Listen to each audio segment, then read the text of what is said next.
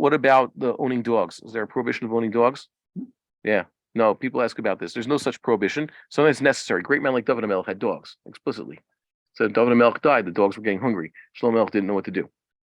So he has that problem. Oh, it's muktzah. Put a piece of bread on him and all that. It's not muktzah. In the olden days, dogs were as ubiquitous as they are now. Okay, the Tanakh mentions it. Dog, feed the dog. The treifa is there to feed the dogs. People always had dogs because you can't shepherd. You can't do a lot of things without dogs. You need a guard dog.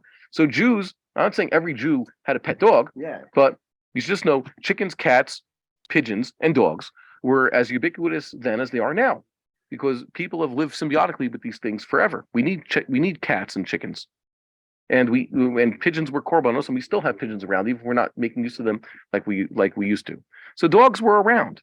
One unheard of. But Chazal said you can't have a vicious dog. That's a problem. And that's like having a goring ox, an ox that's muad. So you got to kill it. It's a liability. You have a dog that's dangerous. You have to kill that dog. Yeah, certainly if you have a rabid dog, you have to shoot it.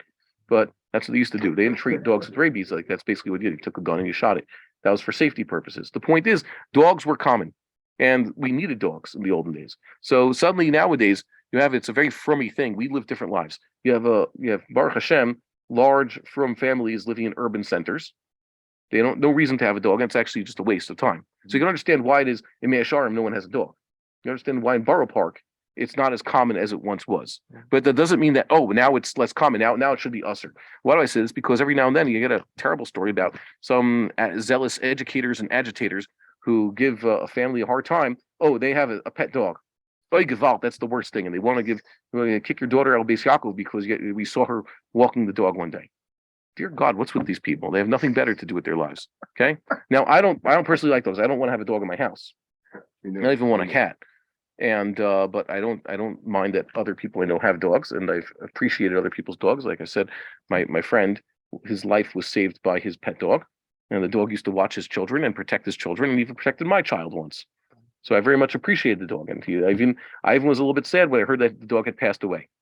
Of course, because I'll say, when the guy's animal dies, you give him tanchumim is God should make up your loss, but it's not like you sit shiva for something like that.